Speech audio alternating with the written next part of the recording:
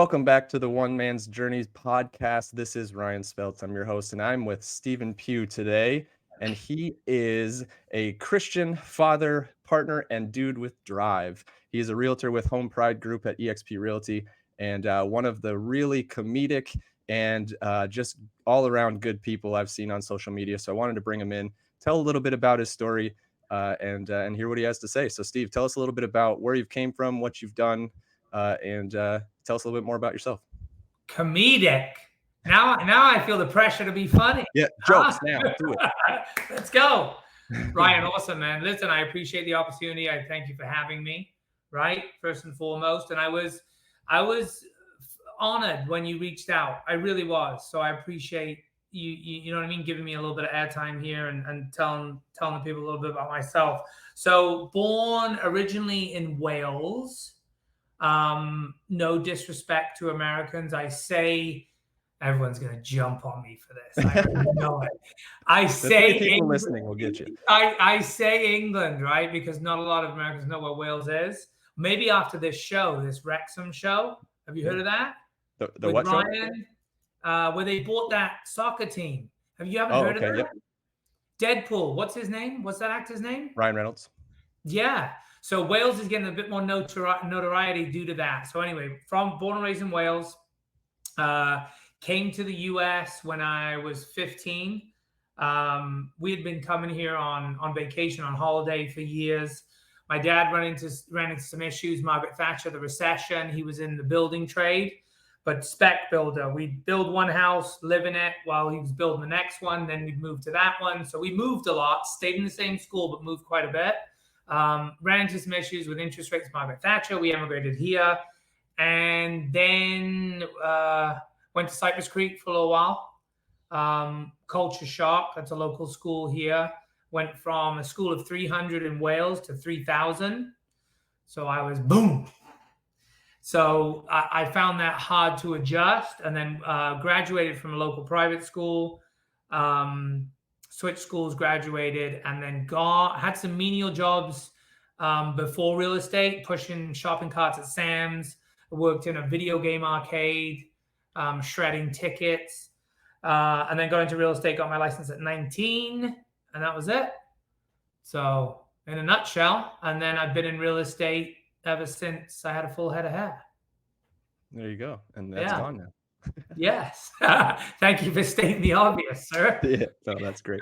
I mean, obviously there's a lot going on there with that. I mean, you've kind of moving all around create some difficulties.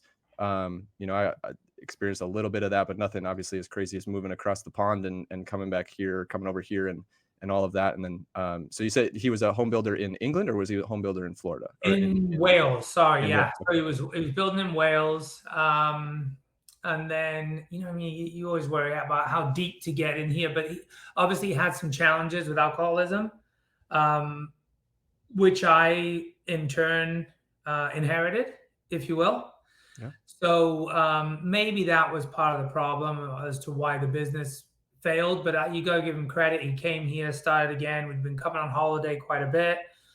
Came here, started a business, and then brought us over. So he was in the cleaning trade. So he cleaned vacation homes here, and then we moved over, and that was it. So, yeah. So how did real estate come about at 19? I mean, a lot of people, I mean, that doesn't stick for a long time for most, right? And if I'm being truthful, a lot of the people in the industry end up in real estate because they look at it as a side gig, and then it turns into something more. But at 19, obviously, you're not looking at it as a side gig. You're looking at it as like, this is it. So how did you get to that direction at 19 years old? Ryan, that's a great question, man. And now that I look back, I think obviously part of it was motivation, and part of it was probably the understanding that there's more out there, that there had to be more, especially if I wasn't going to go back and further my education. But now that I think about it, it's so ironic. My old man suggested it. He suggested that I get into it. So that was it. I mean, like I said, I had some menial jobs. I will tell you, I was getting into a little bit of trouble, if you will. And I continued to do that for many, many years. We'll probably get into that. But I don't know. Yeah, I guess part of me knowing there had to be more, and him suggesting it. Yeah.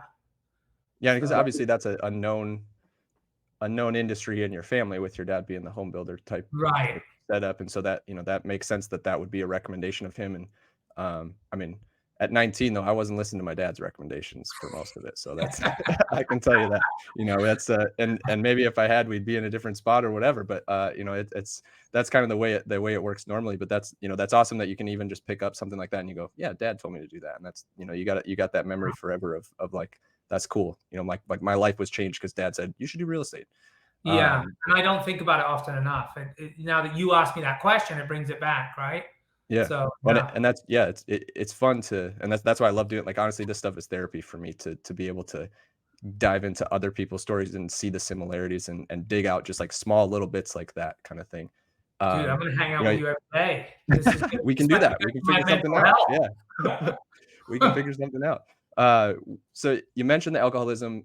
We can go a little bit into it if you want to. If you don't want to, that's not a problem at all. However, that's a big issue that gets spread pretty wide without, and it sneaks up on us, right? Like, it's something that Oh yeah. we can go into and be part of and be all for, and like, I got it under control, and then you wake up 3 years Mhm. later and you're like, man, I don't have this under control.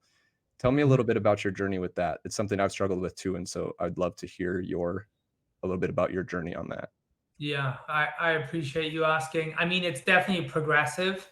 I used to think I used to think it wasn't a disease. I used to think that that was a cop out for weak people to say that it was a disease and the reason that they couldn't quit. So obviously, it starts out harmless, right? Especially in England. I mean, we're all down the local pub at 15 drinking. So that's kind of where it initiated, if you will. And then coming here, I guess the pressures, maybe not wanting to sound weak, but the pressures of that change, you know what I mean, of environment, of total society compared to how I was living, I guess. And then I got in with the wrong crowd, um, and then it escalated from there. So it went from there to, I didn't even know what marijuana, what it was. I don't know if we can go through all this, but I didn't know what it was, so I came here. I mean, obviously, not blaming anything on the States. I love it. This is my home. Um, but it really wasn't prevalent back home. It was more the alcohol. Got into that, and then that in turn, it's a gateway drug, in my opinion, led to the cocaine. So cocaine and alcohol was 14. Cocaine, I started, I think, 19, maybe 20. And then that ran all the way through until I was 37. So the man upstairs has a sense of humor and figured out a sobriety date that I would never forget. So it's 4/8/16. You just times it by 2.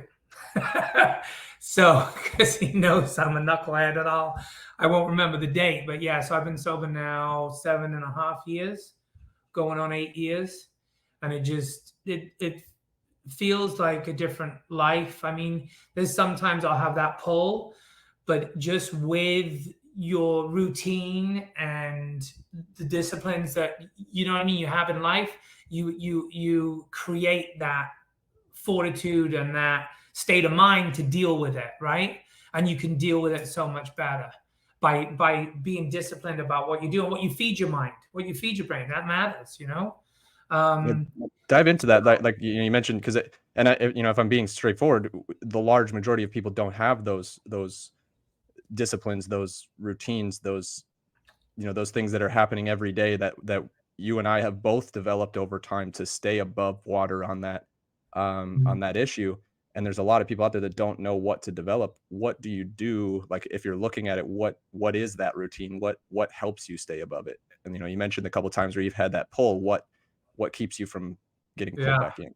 That's a great question. And I just wish everybody could have the opportunity, right? Everybody's different, but I want to answer that to help. What do I do? So my daily routine generally is I'm up by 5, sometimes 4:30, but I'll do spiritual readings in the morning. I have 4 books that I read from, just a page, John Maxwell's, the Daily Stoic, the Bible, and what's my fourth one? Golly, see, that's my age, Ryan. I do have a fourth one. It'll come back to me. So I read those daily. And then for me, exercise is a big thing. I don't feel right unless I'm, you know what I mean? Unless I've done my exercise in the morning. Everybody's different. Some people do it in the afternoon. And then generally I'll listen to a podcast on the way into work, something education based, right? Just to prepare myself for the day. And then I have a schedule throughout the day in terms of my own job.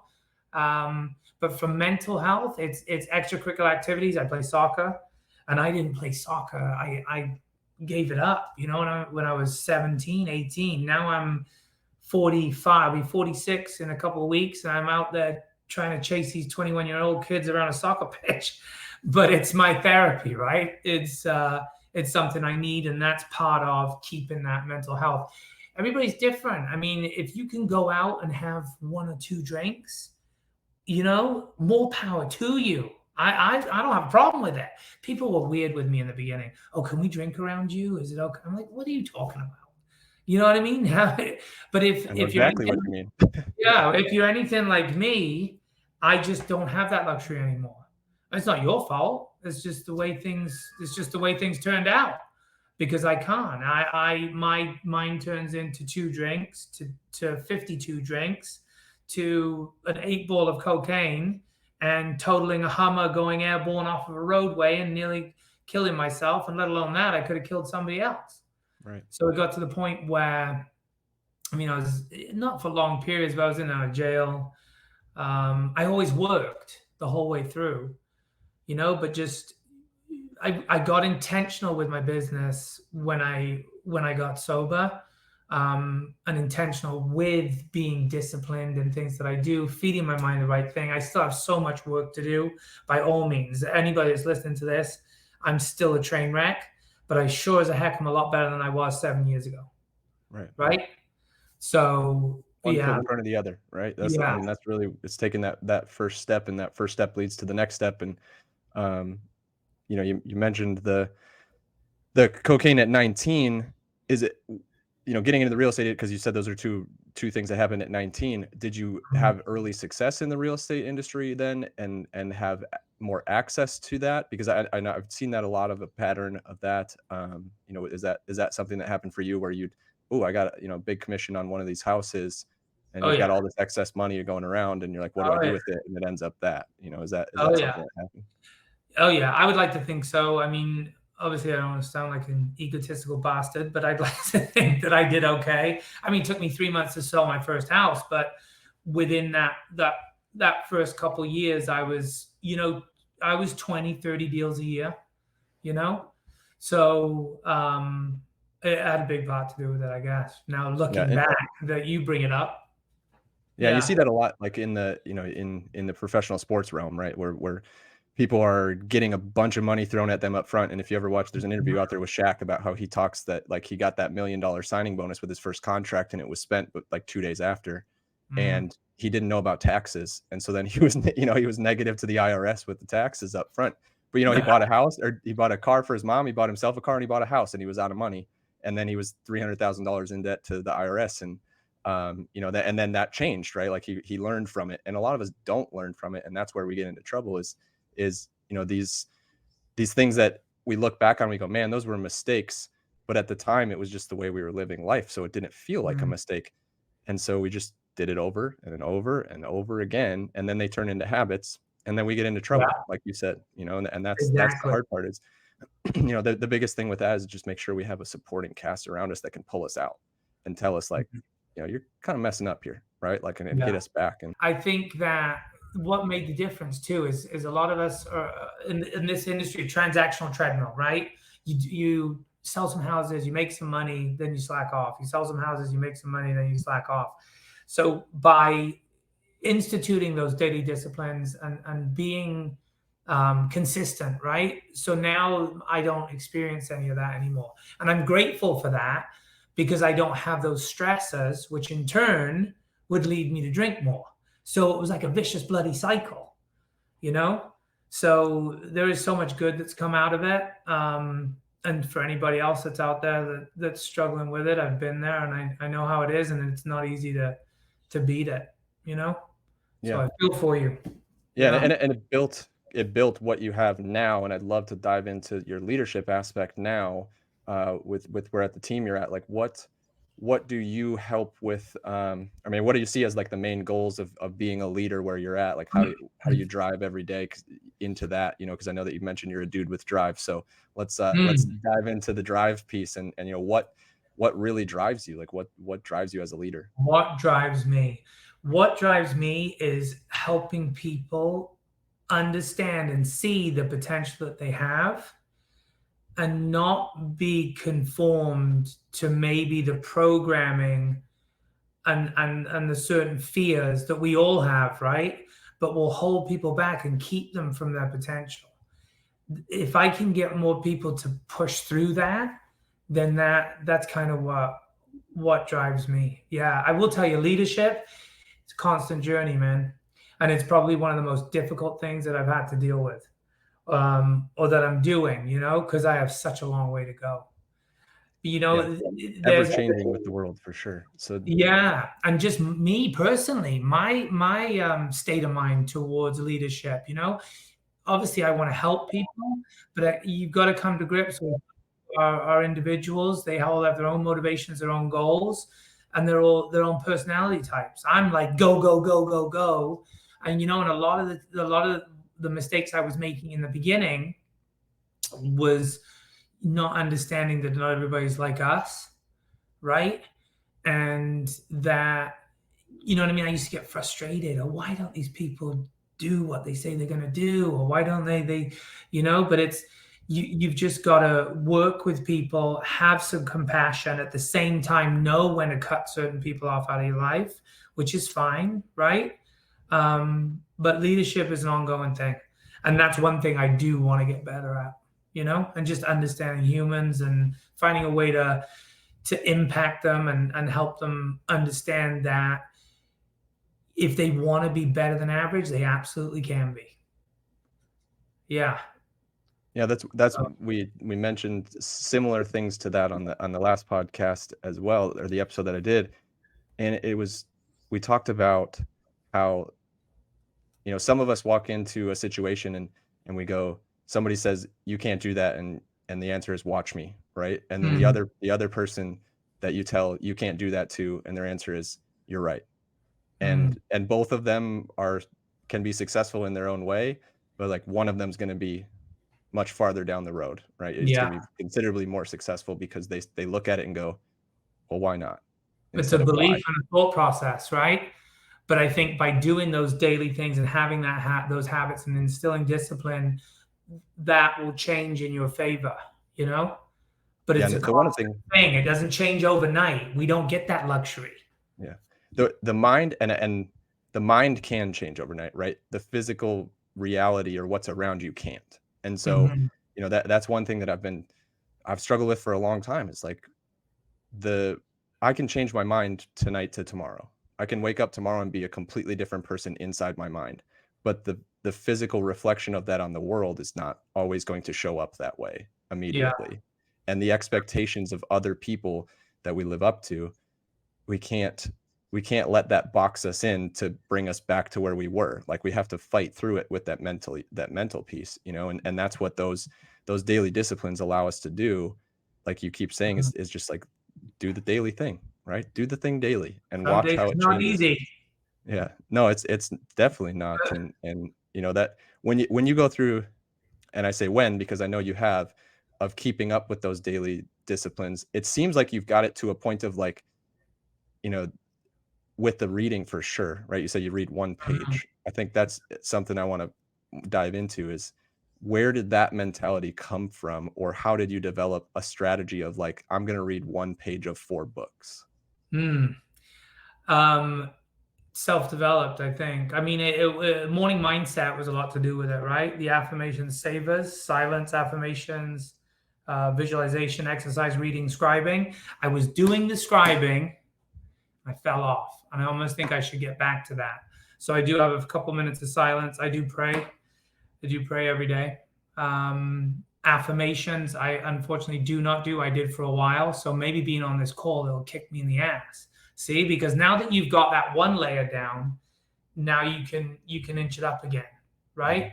So I appreciate this, Ryan. Maybe I needed this. That's what we're here for, right? Like, whether it's an external realization for other people watching that maybe that's gonna open it up for them as well, or, like I said, like, this is for me, it's a lot of therapy for me to just help and get through here. Like, just the conversations alone are great, and I've Yeah. been doing them basically once a day for the last 2 weeks, and it's been absolutely awesome to just, like, dive in once a day, of my own podcast instead of, listening to the external ones for sure. But yeah, I mean, that so for me, like, from the outside with your one page and 4 books, it looks to me like, you're always talking about we always talk about, like, eliminating hurdles, right? And so 1 page, like, who can't read 1 page every day? And I'm not saying Mhm. it's not difficult for you to do on certain days, but, like, you've gotten it down to, like, to the minimum of, like, what it's gonna take to get better, and you're like, "I'm going to do at least this every single day."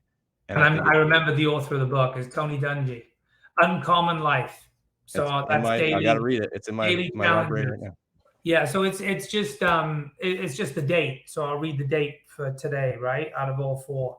But I think from my morning mindset is where I picked that up from. So and it's kind of just stuck. Yeah. So So with the amount of reading you've done, right? You do 4 pages a day, so you're looking at what? Over 1,500 or almost 1,500 pages a year. You've got to have pulled a quote out of from somewhere. So what is one of your favorite quotes mm, from of all time, and why is it your favorite quote of all time? mm.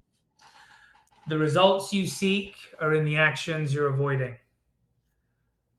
Yeah, that's probably one of my favorite quotes because you know what I mean. For me, it's I'm big on action, and if people want to see change, myself included, because I got a long way to go, it's action. So the results you seek are in the actions you're avoiding. That's one of That's my big ones. that's perfect, right? Yeah, Because we can't ever get to a place unless we do some of the things that we're yeah. not doing. And you know what? Another thing I think it is making sure, like at least for me, like doing some of this, there's that tinge of uncomfortability. I say the word, I can't even say the bloody word, uncomfortability about it, right? But I think that it's imperative for growth that we try to do that in some way, shape, or form every day, Yeah. somehow. Either getting into a Zoom room and involving yourself, asking questions, or um, calling someone that you don't want to call, or walking up to somebody and having a conversation, or having a meeting with somebody you don't want to meet with that you don't feel like doing. I think that's important for growth. And I think that's maybe something that people miss. They don't want to do it. They don't want to be in an uncomfortable position, but by not doing so, a lot of the things they want to achieve and accomplish are never going to play out, and they'll be in the same position they were a year from now. So I think that's important. There's a lot of around being uncomfortable. Yeah. I saw just a TikTok video, Mike Posner, and I know that, like, we look back 15 years and Mike Posner was like the joke of of the music world. Like, he just sang funny songs and funny videos and that kind of stuff. But he's on his self-development journey, and it's really, really cool. So he's actually, just a slight backstory on him. He's walked from the west or the east coast to the west coast. He Mm, walked, and he actually, when he was walking through Oklahoma, and he got bit by a snake and almost lost his leg, and went back to the exact spot that he got bit and walked the rest of the way. So he literally stopped, and that was his, like, commitment. he stepped back from the music world, and that was how he changed his life. And so I follow him on TikTok, and one of the videos is him running, and he talks about, you talk about uncomfortability. He says, my old way of gauging my life was, how happy am I? And he talks about how being happy is just, that's our thought process of how the world is bending to us and how it's fitting in and how we're so comfortable with things that are going on, and that's happiness for most people. And he said, Mhm. what a small way to live. Because if you're expecting your day, or if the only way your day is a success, and you're going out and people are bending to you and things are happening for you, and that's what Uh, makes you happy, it's just such, you're living small because you're never uncomfortable and things are never growing. You're always going to be in that little box of like, I need this to happen to be comfortable. And Yeah. so he said, so my new gauge of life is how uncomfortable can I make myself on a day-to-day basis, because it's going to lead to so much higher levels of happiness on the other side. So instead Yeah. of focusing on that, he focuses on like, what can I do to make myself uncomfortable? Like, is that kind of the mindset that you're bringing to that piece? I know you say you got to do more of it. We all do, but is that Yeah. similar to what you're thinking? I think so. Yeah, I think so. And then also going back to what you said about the externalities of the world, affecting you, it's easier said than done, right? But if you can, work on mindset, then you're able to deal with these things when they come at you, you know? I mean, we have business partners or team members that'll totally be destroyed if they lose a deal, but it's just part of it. And if you're prepared for it and you know what I mean, you prepared yourself, then it helps. But yeah, you said something in there also, which I kind of believe in, is goals and commitments, right? I think this guy was committed. That's a commitment. Goes back after all that time and finishes what he committed to do. I think a lot of us, myself included, make goals, and if we don't hit those goals, then we either make a new goal or we say we'll try it again, right? With a commitment, if you commit, it's either a yes or no. Did you do it? Yes. Did you do it? No. Right? So I think people, that's why they prefer goals over commitments. I think we should all live by commitments. Then we'd be way further ahead if that's something you're trying to do, you know? Yeah. And the commitment piece, it's not commitment to anything or anybody else. That's the thing. And it's something that's taken me a long time to realize, right? Like, especially with the alcohol portion of quitting that, in that decision, that wasn't a commitment to quit alcohol. That was a commitment to myself. And then it doesn't matter what the alcohol piece is. It's just a matter of like, throughout all of my years of drinking, I'd never kept commitments to myself, because it was always derailed by the fact that, it's Friday, I'll go out for some drinks. Saturday doesn't matter then because I'm going to be recovering. Sometimes Sunday doesn't matter because you're recovering. And then Monday sucks because you're tired because you've been recovering all weekend and you didn't do like, That, man. it's just a commitment to who you are as a person and to yourself, instead of committing uh, to an object or to another person. And, Yeah. I see a lot of that coming from you, of like, you've committed to yourself, and that time frame that you set aside in the morning is Hmm. extremely important. Hmm. And if you don't do it, you feel off because Yeah. you're avoiding the commitment. Yeah. No, absolutely. I didn't know you were sober too. I think maybe I saw something about that. How many years? Yeah? 2.5 now. Congratulations, brother. Thank you. Yeah. Yeah, man. Took How me a old long are you time now? to. What's that? How old are you now? Can I ask? 34. Gotcha. God, I wish I would have figured it out at your age.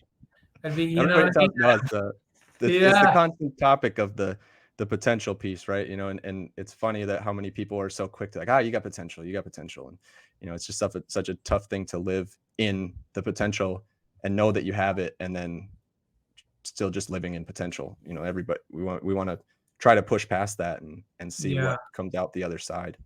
My kids too, right? You don't want to, like, because obviously I have a family. I mean, I just couldn't continue. What kind of dad was I? I just had to quit. And I'm blessed and I'm grateful. And he saved me. And that's all I can say. And just pray for other lost souls and people struggling with the same thing, you know? Yeah, and the biggest thing for me, and I've had, I mean, obviously when you start putting out some more content that's positive and inspirational and all of that, I'm starting to Mhm. get some people reaching out to me and saying, like, kind of, thank you for posting. And so, Yeah. that other side comes out. I've been doing a lot of like, just get involved, because if Yeah. you're dealing with this, somebody else is dealing with it. Have you Yeah. seen, like, because I feel like you're open about your struggles, and just watching your social media stuff, it's not all just the glitz and glamour of the real estate market, which most real estate agents do. Mm. You're in the trenches and it's the daily stuff. Have you recognized or noticed people reaching out to you, or have you been able to kind of say those similar things to those people that do reach out? That's good. So I used to the same way. I don't know if you felt the same way. I would wonder if anybody's listening and anybody cared. You know what I mean? Because I was being genuine with the stuff that I post, hoping to have that impact.